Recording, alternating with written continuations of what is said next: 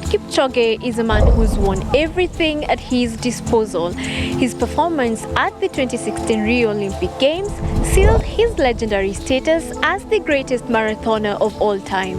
We caught up with him as his preparations for the world record-breaking attempt in Berlin hit top gear.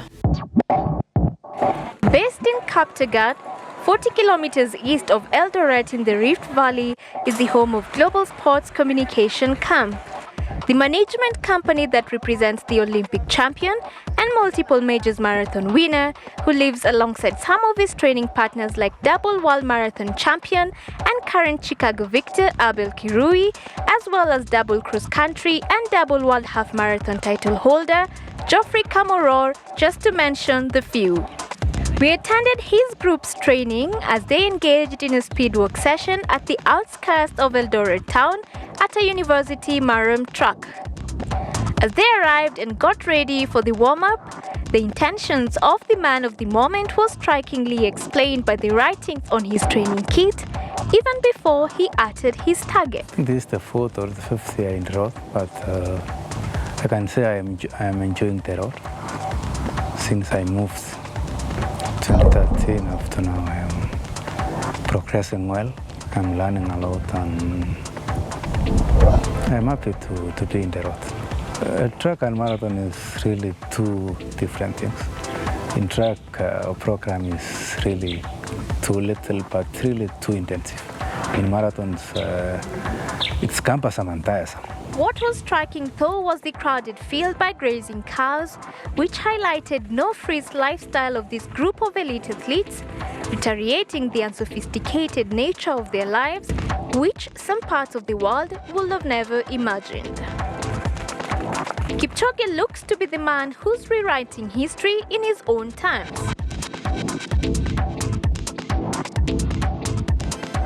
Earlier this year, his decision to run in the Nike's Breaking 2 in Monza, Italy in May, where he clocked 2:00:25 to redefine the limits of human ability, despite the race taking unconventional ways of orchestrated pacing with runners handed out the drinks, showed how far his personal athletic side is stretched.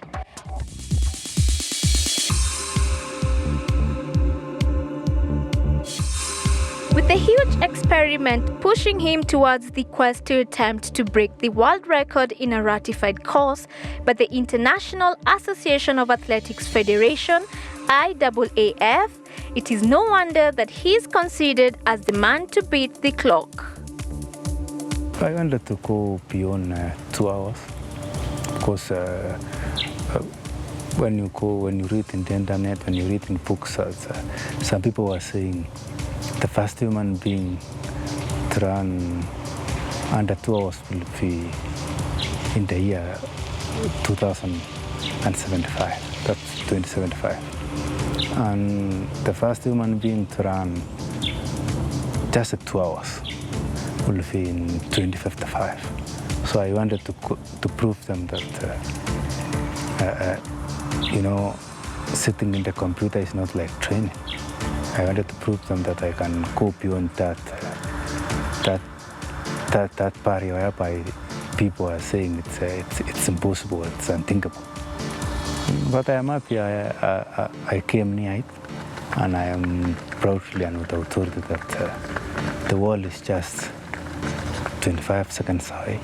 In his first time of asking in Berlin course back in 2013, he grabbed an impressive 2:04:05 in his second ever marathon.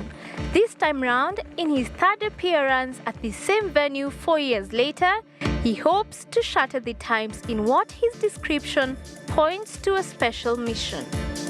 I think this is really important here. The first year I went there, I was really learning the ropes on how to handle ropes in marathon. The second, then it was really running normal. There was not target. And this one is that I have a call to run a world record. It's a special year. It's a special race for me and my fans and for sport. Consistency has emphasized his dominance and significance, having been in the sport for over a decade now. And a reunion with nemesis Kenenisa Bekele on a different setup could not escape his mind. I think this to be a sportsman is actually I don't see a big reason whereby I should maybe avoid or jam outside the race because Bekele or somebody else is there. But for the betterment and for sportsmanship, it's good for me and Bekele to compete. After breaking to 10, I picked confidence. I picked the courage to face a normal running. That's why I'm going for world record in Berlin, because I've already run 2 hours flat in marathon, and I don't see any need now to try the normal world record. So I think I'll do all what I can to make sure I really run a world record. But one thing is to attack the world record, and another to have to beat off stiff competition from worthy opponents like Bekele and Wilson Kipsang. A task Kipchoge is fully aware as he embarks into a journey that could even add more to his honors.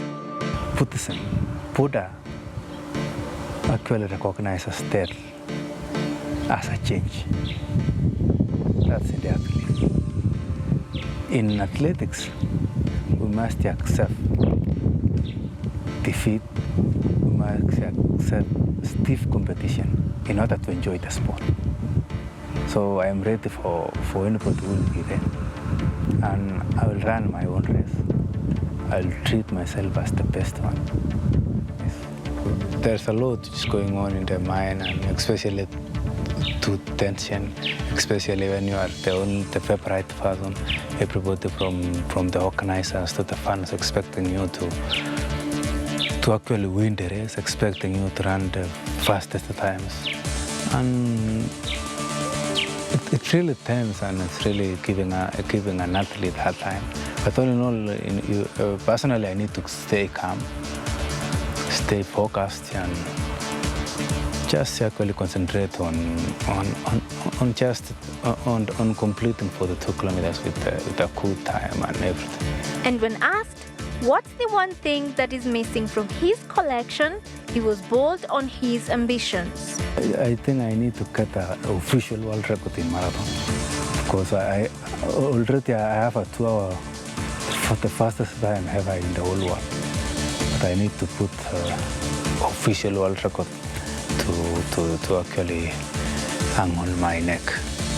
With the current barriers set at 2:02:57, we sought to know if lowering it even by a second to 2:02:56, he will be content with his performance, or is there much more gap he wants to create?